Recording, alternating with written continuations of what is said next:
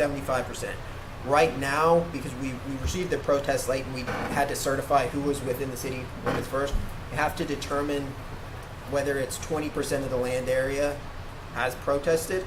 If 20% of the land area has protested, then the city council has to vote 75% to rezone.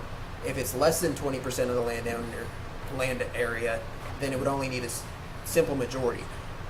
We're not allowed to really hold the city council to see the vote before, and we don't want to create an appearance of impropriety of like they know. We want the calculation of the land area to be independent of the vote, so everyone knows that it's on the level. So that's what city staff is going to do, is going to take the certified signatures, check their land area, check the 200-foot halo, see if that land area is 20% of that 200-foot halo. If it is, then it will require 3/4 majority. So for our council, that would require 4 affirmative votes. If it is less than 20%, then it would require 3 affirmative votes. That's why the council has been recommended to table it, just to make sure that that is correct and that everyone has their fair share. That makes sense. We're going to try to have it figured out and have it back on a special call meeting within a week to 2 weeks.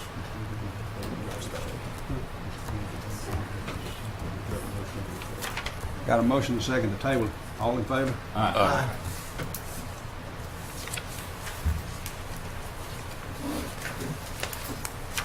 Okay. Y'all are all welcome to stay if you want to. This is going to get lengthy on the other half, so if you want to leave, you're more than welcome. Thank you, Council. Thank you, sir.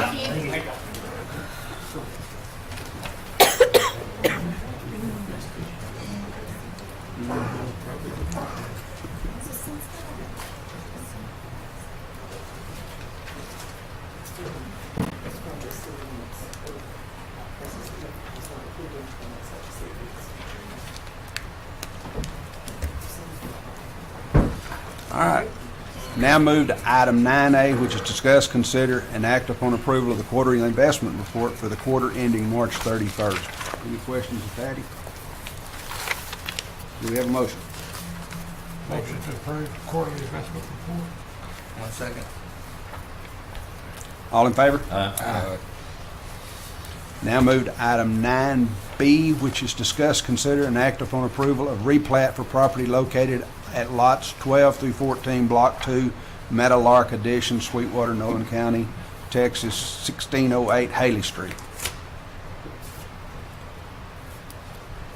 Any questions? So moved. Second. All in favor? Aye. Now move to item 9C, which is discuss, consider, and act upon approving an ordinance for the city of Sweetwater, amending the Code of Ordinances, Chapter 21, nuisances, to add new Article 3, motor vehicles and special vehicles parking, to revise certain regulations for the parking of motor vehicles and special vehicles, providing for a penalty, savings, cumulative repeaters, and severability clause, and an effective date. Any questions? Oh, I'm sorry. Good morning again, Morning. Mayor and Council. It's been my pleasure to serve your community since I have been here, and one of the things that has been brought home to me since we started, and that was in September when we were just on the edge of getting ready to adopt a comprehensive plan, is that much of the comprehensive plan, Ignite Sweetwater, has to do with how we look as a community. If you recall from the document itself, when they surveyed participants through the community assessment, out of a possible 10, how we looked as a community received a 2.9. Many of the recommendations, both in the strategies and the different actions, are really types of ways that will make our community look better and be more livable. But part of that starts, and those are good, and we're working towards them. But on a day-to-day basis, really being out in the communities, it all boils down to code enforcement. In talking with staff, one of the things that they saw driving around that they thought looked bad and pulled the neighborhoods down was two different issues. One was people parking in their front yards. They come home from work, they want to get to the house, they pull up by their porch, they jump out and they go in the house and they relax. In your packet, there's pictures of some of those properties and how they look. And so number one was front yard parking. Number two was the permanent parking and location of what we call special vehicles. And special vehicles have a very long definition, but basically includes pretty much everything that's not your regular, your everyday vehicle.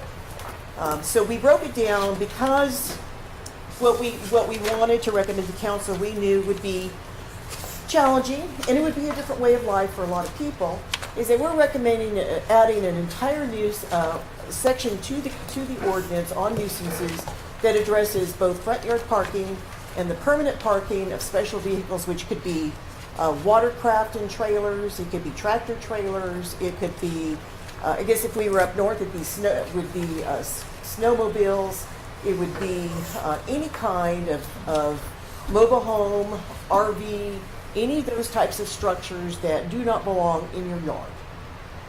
What this ordinance begins to do is identify two things. One, we'd like to recommend that the ordinance would include language that your normal vehicles, which is your personal vehicles, immediately upon passage of the ordinance and publishing of the ordinance, it would be prohibited to park in your front yard.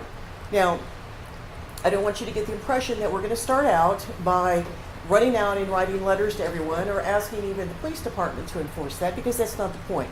The point is, because it's a change, we will work through the communications office and hopefully give a lot of notice to the community to let them know what the new rules are. That will take time to get that across. There'll be folks that still will want to do it, and we're hopeful that neighbors will call us and let us know when we have those problems. But parking in your front yard does several things. One, it obviously looks bad. Two, it ruins the grass and the look of the front yard. And three, it can have very much a detrimental impact to how the neighborhood looks as a whole. And so we think that that is one that we could recommend very easily to council. Number two is the special vehicles. That one gets a lot tougher. People have parked their small trailers and their boats in their driveways, and all of the other types of vehicles that fall under that definition that's in your ordinance for years on their property, in their front yard, without any questions being asked. For instance, we currently are looking at a trailer that's been parked on the city right-of-way. It's up against the curb on 3rd Street, and technically, we don't have any right to ask them to move it other than it's sitting on city right-of-way. And even that makes it difficult because we don't have a citation to give them. So we're recommending that in 6 months that we begin enforcing that you cannot park these types of vehicles as defined by the ordinance in your front yard. Now, where are they going to put them? Well, the ordinance does also provide for provides for building or putting into place crushed granite, concrete, asphalt, bricks, pavers, anything, pebble, pea gravel could be used to park them on the side of the house or in the back of their house. It just basically, first of all, moves everything out of the front yard. Side yard, there are some opportunities there. Backyard, there's some opportunities there. If you're on a corner, there's opportunities there. I tried to make a point in the agenda item that all of this would be dependent on the actual lot itself, the size of the lot, and where it's located, and the size of the structure on the lot, because I have the feeling that very few of them are going to be the same types of situations. We're recommending that these go into effect after 6 months. During that 6 months, we'll work with Kathleen to work her magic and getting the word out to everyone. And, basically saying, call us, we'll come out, we'll sit down with you, we'll talk about what your options are and where you can move this. There may be, and fair's fair in terms of disclosure, there may be some situations where the property just can't support that type of vehicle, in which case, either A, we'd have to look at a special circumstance, or B, we would ask them to move it and find a different home for it. Basically, that's the nature of the ordinance. As I mentioned, the reason why we're having 2 implementation timelines is because of significant change. because it may cause a hardship initially or perhaps permanently to some of our residents, and we want to make sure people have time to address that, and we work with them. The whole idea is to make our neighborhoods look better. We are not alone in moving towards this. Big Spring does it, Snyder does it, Abilene does it, Lampasas does it, Breckenridge does it. Most municipalities do require that these be stored in a certain manner, in a certain location, or not on the property at all. And when we saw that, we thought that it might be time to recommend that to the city council. So with that, I'll answer any questions that you have. I have a question. Yes, sir. Okay, you're talking about vehicles at work. You're talking about mobile homes or travel trailers that are still usable. How about all the junk that's not usable? Especially in my neighborhood, there's ragged out cars, trucks, travel trailers that somebody buys them or they give them to them. They go park them in their yard, park them in their backyard, and they stay there. I know several that have been there for years and years and years, and they're going to stay there for more years and years and years. Well, there's two options here, Councilman, and I know you're frustrated with some of the properties in here. You and I have talked about that. And we have, for junk vehicles, we have written those letters and are moving it through the process. For other types of vehicles that you just described, most of them would be, if they're, they have to be in a certain location. They have to be out of sight or on the side yard. It just depends. Generally speaking, we might be able to catch it for, first of all, it can't be occupied. We know that. It cannot be occupied. That's prohibited. Second of all, the condition of the home, if it's junky or it's falling apart, we can come in and ask them to clean that up. Right now, our opportunities are fairly limited. This will help some, Councilman, but I don't want to lead you to believe that it will take care of everything. Something needs to be done because these things are unusable. I can see if they're usable, if you have a boat and you still use it, or a travel trailer, you can still get in and live in it, you go on vacation, but the stuff they put in my neighborhood is horrible. On the special vehicles, they can't even park in the driveway. They've got to be to the side or behind. Yes, sir. Now, just for clarification, because this is a potential question, but if you have someone and they're, say the mayor's going camping and he wants to get his camper ready for a week, and it sits in his front yard, we have like a grace period or something, and then they take it and they go store it when they're done, or I think it's 72 hours. I don't. Yeah, it's 72 hours on Yeah, Okay. It's on the you ordinance would now. have time to make Okay. those plans, get it ready, and get it off the property. And, I mean, I figured that there's yes. something. That's fine. Court enforcement, I know, is a major challenge for several neighborhoods, and Councilman Costello and I've had several discussions about it, and it doesn't seem that we can do enough, but this would be one more tool in the toolbox to help neighborhoods look better. Chief, do your officers have time to be involved in this? Absolutely. Okay. Any other questions? Move we approve the ordinance change. Second. All in favor? Aye. Aye. Anybody opposed down there? Thank you very much. Thank you. Read the ordinance into the record. An ordinance of the City of Sweetwater amending the Code of Ordinances, Chapter 21, of nuisances to add a new Article 3, motor vehicles and special vehicles parking, to revise certain regulations for parking of motor vehicles and special vehicles, providing for a penalty savings, cumulative repeaters, and severability clause and effective date. Now move to 9D, which is discuss, consider, and act upon the proposed City of Sweetwater Board and Commissions policy. Yes, ma'am. Well, I certainly can address this with council. Ignite Sweetwater is really governing a lot of what we do amongst staff, and it will become even more so in the future as we get into the second year of implementation. One of the items that is included in the strategies and implementation activities has to do with inclusiveness of local government. How open are we, and how open do we make what we do as a city? one of the ways that city councils and cities address trying to be as inclusive as possible is by establishing a policy in an application process for consideration of appointing people to boards and commissions that are controlled by the city council, as well as those boards and commissions that are a joint partnership generally with the county. This policy does just that. If you were to approve it, it would be the application process for existing board and commission members would be effective January 1st of '24.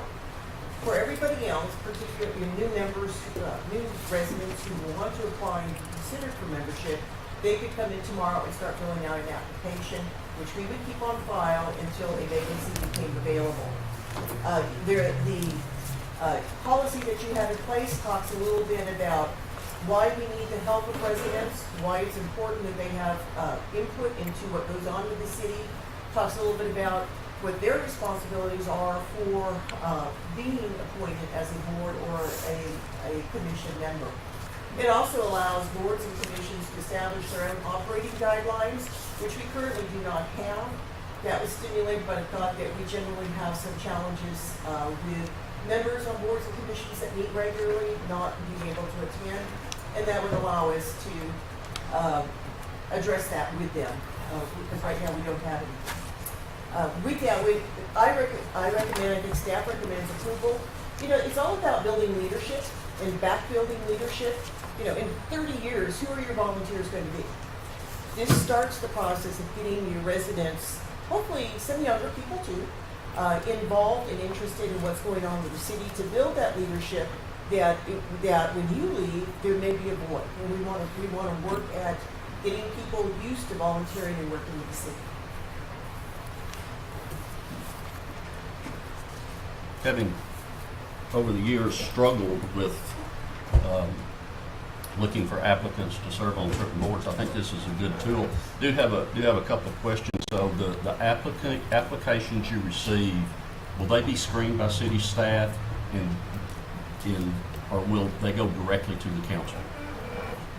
What city staff will do is make sure that first of all they're a resident, and second of all that that they're up to date on everything with the city. And we did throw in some language about moral turpitude, making sure that because our boards and commissions represent you out in the community. So if by screening that's what you mean, then yes, we'll be doing that. But that is about the extent of it. Okay. And my second question, and this probably is one for the council, is should we have a policy on, if we're wanting to expand our leadership pool, should we have a policy that limits the number of boards that a person can serve on? Or at least, if we don't limit that formally, maybe at least make that a question on the application. Are you currently serving on any other boards? So that we'll know that this is somebody that's already got a spot somewhere else. I don't know what the council's thoughts are on that. I agree. They shouldn't be on more than two anyway. And the fact of the Because they matter could is, conflict with each other. I'm sorry. No, I just said that. The fact of the matter is that while I've been here, the only board or commission that meets regularly is P&Z. The others, C. I'm sorry? And C. Oh, yes, C, but I'm talking about just the city appointed ones. I'm so sorry. But from an operational viewpoint, they do the lion's majority of the work. For instance, we have a board of adjustments, a board of appeals, that variances that were described earlier by one of the speakers would go to them, but we just haven't had that request. And there may be more boards and commissions that we want to appoint in the future. As your recreation program begins to take off some of the recommendations in future years, you may want to have a Parks and Recreation Advisory Board. You've had one in the past, but they have not been active in a number of years.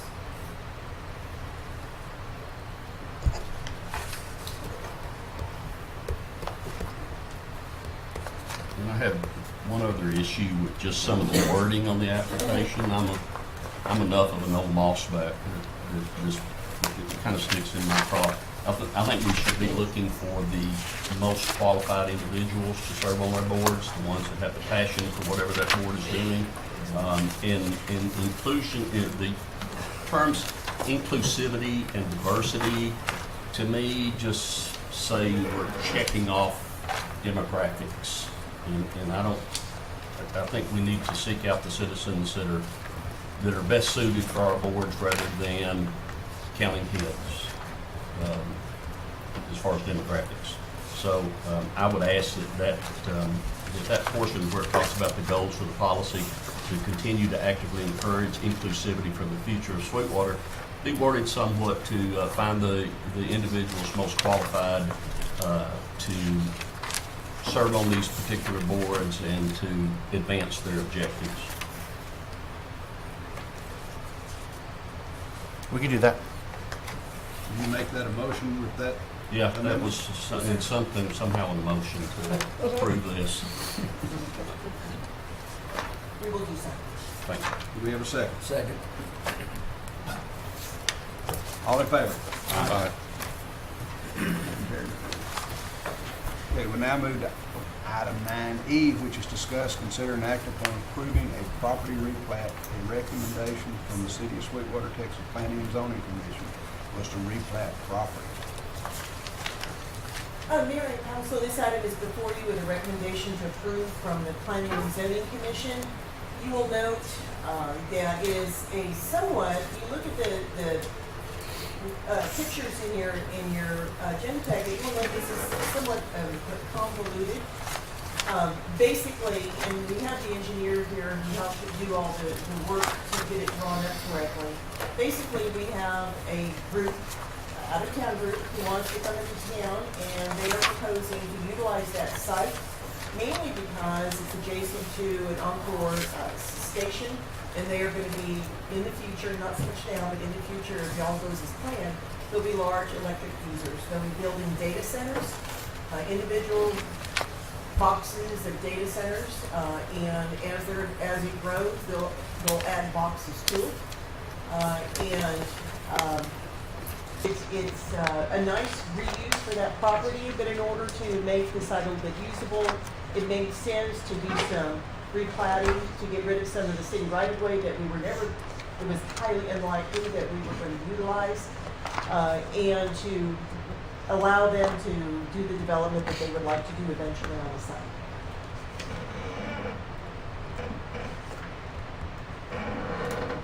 And I know that this is what we do, but it was a very interesting one to get it all surveyed and figured out and put together, because it's in one of the oldest parts of the community, and the names have changed on a couple of different occasions. So it was interesting.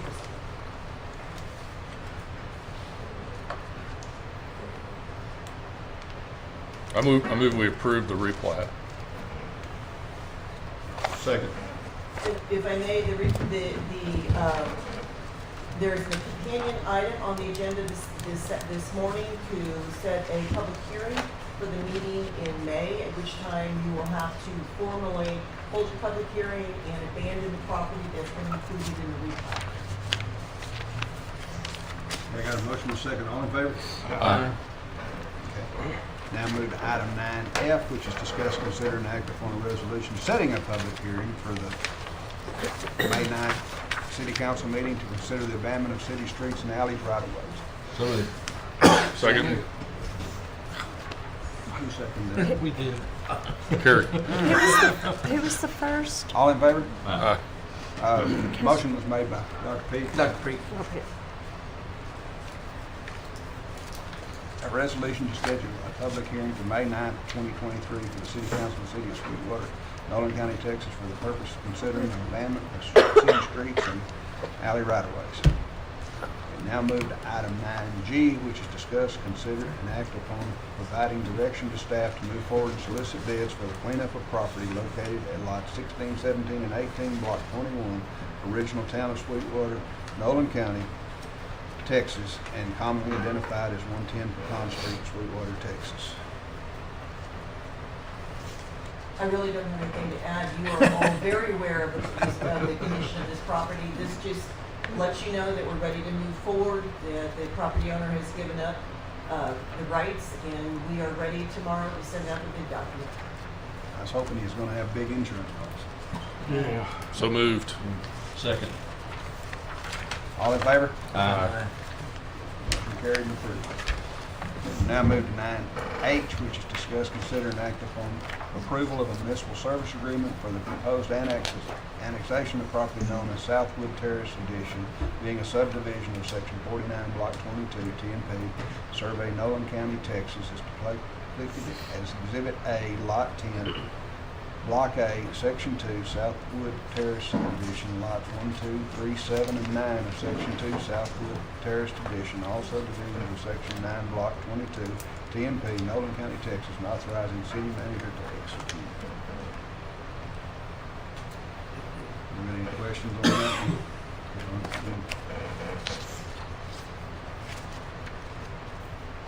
Move approval of the agreement. Second. All in favor? Aye. Motion carried. We now move to item 9I, which is discuss, consider, and act upon approval of memorandum of understanding between the city of Sweetwater and Wasco Museum for the purpose of using Sweetwater Avenger Airport during the homecoming fly-in schedule to begin April 27th through the 30th, 2023. We've got to provide an ambulance and a fire truck, correctly? We are, and understanding that they can be moved upon call. Okay. This MOU basically formalizes the process that has been in place for a number of years, but it also does define who is doing what, and it does require insurance. As a side note, I would mention that, I think in January you approved an MOU with Gias, and we thought they were gonna be able to do a demonstration drop, but they are not going to be doing that after all, but they will have their planes on site. Oh, okay. I move we approve the memorandum of understanding between the city and the Wasp Museum. Second. All in favor? Aye.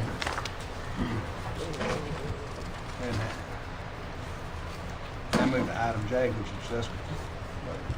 Right. Yeah.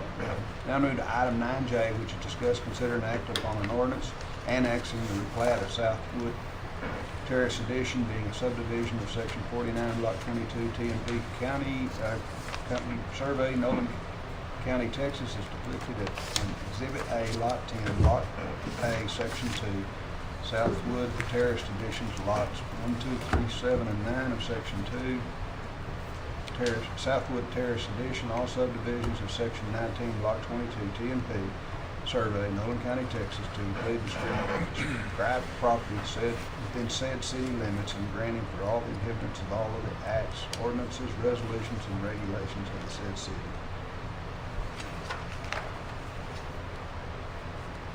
It's a Make mouthful. motion to replat. It's a mouthful. All in favor? Aye. I would note this is not the last time, it's the next to the last step for the annexation.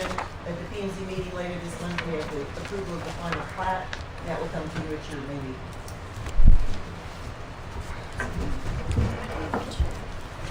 Who was the, No, you need to read that. No, We don't get off easy. an ordinance annexing hereinafter described territory to the city of Sweetwater, Nolan County, Texas, and extending the boundary limits of said city so as to include said hereinafter described property said within said city limits, and granting for all inhabitants of said property all the rights and privileges of other citizens, binding said inhabitants of all of the acts, ordinances, resolutions, and regulations of said city.